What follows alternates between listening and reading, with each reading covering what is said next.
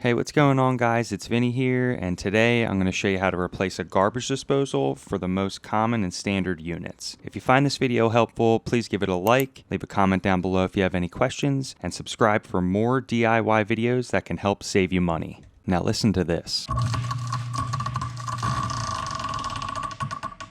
The customer asked to replace the garbage disposal with a new one. I found a direct replacement, the InSinkErator Badger 500 1/2 horsepower garbage disposal.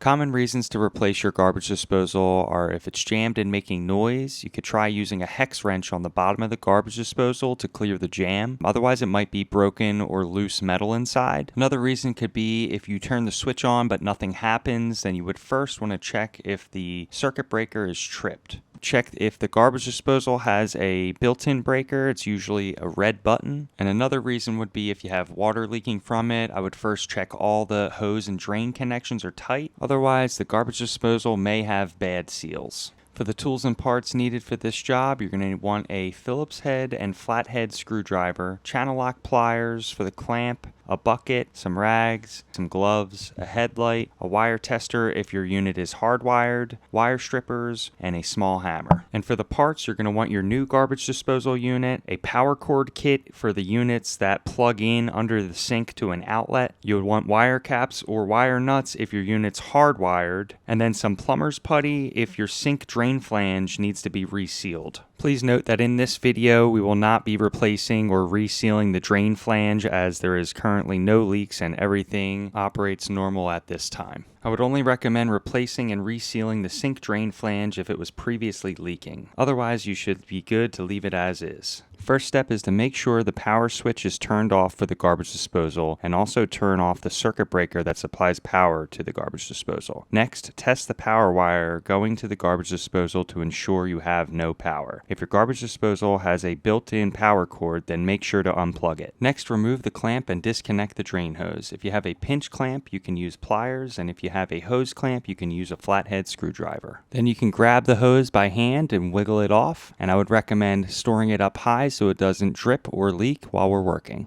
Next, if you need more space, you can remove items out from under the sink and then slide in your bucket or bowl under the garbage disposal. You want to make sure that the bucket is underneath the sink trap that is attached to the garbage disposal. Now begin to loosen the sink trap upper coupling nut and get ready for some water to come out. Once the coupling nut is loose, you can slide it up and then gently push down on the trap to relieve some of the water pressure that's inside the trap. Make sure you have the bucket directly under there to prevent any mess. Next, remove any zip ties that are attached to the garbage disposal support flange. Then, remove the bucket out from under the sink and place down a towel.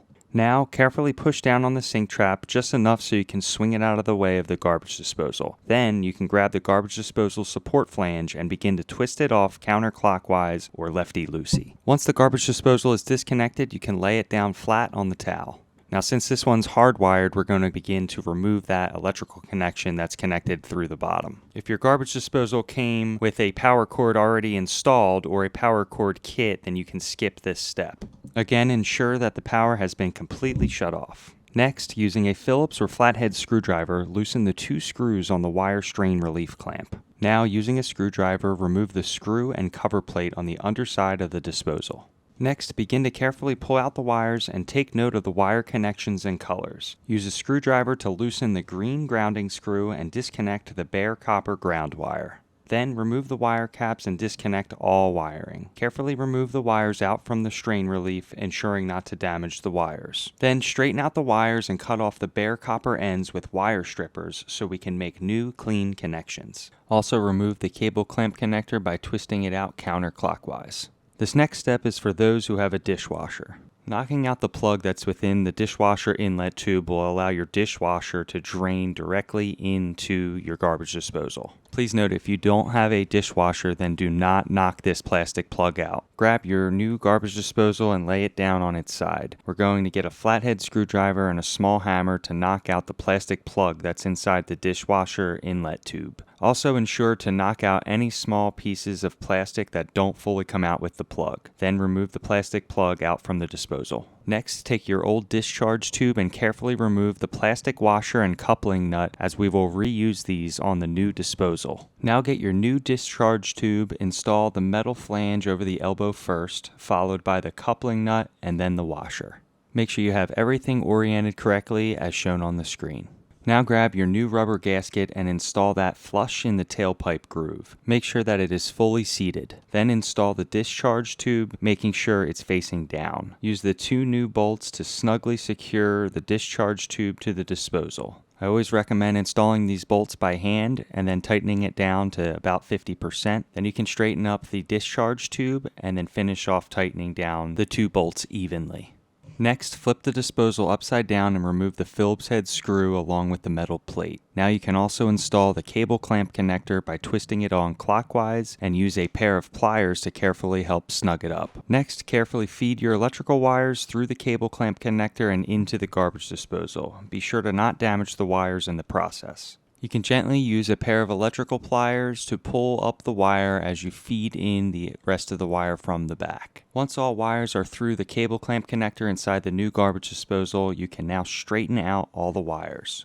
Next, identify the thickness of your wires, which is typically a 12 gauge wire for garbage disposals, and strip off about 1 inch of insulation from the end of each wire. Next, we will separate all wires. Then grab the bare copper wire and wrap it around the green grounding screw clockwise or righty-tighty. Note, it's important to wrap the bare copper wire in the clockwise direction so as you tighten down the green grounding screw, it will secure the ground wire properly. If you were to wrap the wire in the opposite direction, then as you tighten the green grounding screw, it would potentially loosen the ground wire and create a bad or unsafe connection. You may need to loosen the green grounding screw a little bit so you're able to get the ground wire wrapped around it a bit better. You can also use wire stripper pliers to assist, but be careful not to damage the wire. Then, tighten down the green grounding screw and ensure your connection is secure. You can hold the ground wire as you tighten it down if needed. You can tuck the extra wire inside the housing. Next, we're going to connect the wires together. First, connect the white wire from the unit to the white wire coming from your home, making sure to twist these wires together nicely to ensure a secure connection. You can use a pair of pliers to assist in twisting the wires together. Then twist on your wire cap. I recommend using the tan wire caps that allow the 12 gauge wires to tighten together good.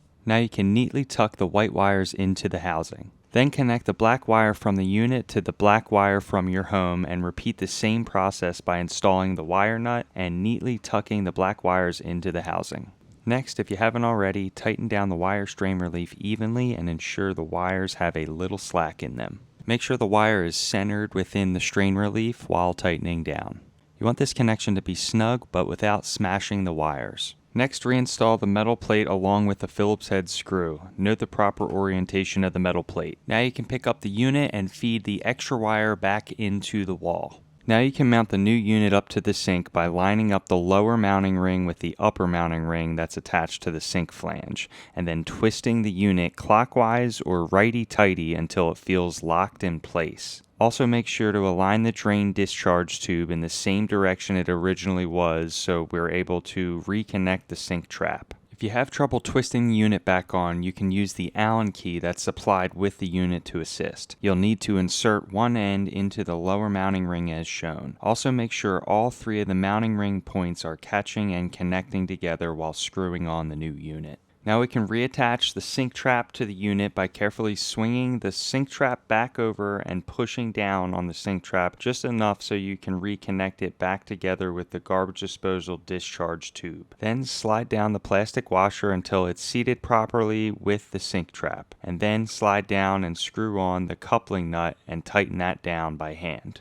Next, grab your dishwasher drain hose and reattach that onto the unit's dishwasher inlet tube. Then, grab the clamp and pinch that together and reseat it onto the drain hose as shown. You'll likely need to use a pair of pliers to get this clamp back on. And this is what everything should look like once it's correctly installed. Alright, and the last thing to do is to double check everything before we test the unit. And everything here looks good. Now we're going to test the unit for proper operation.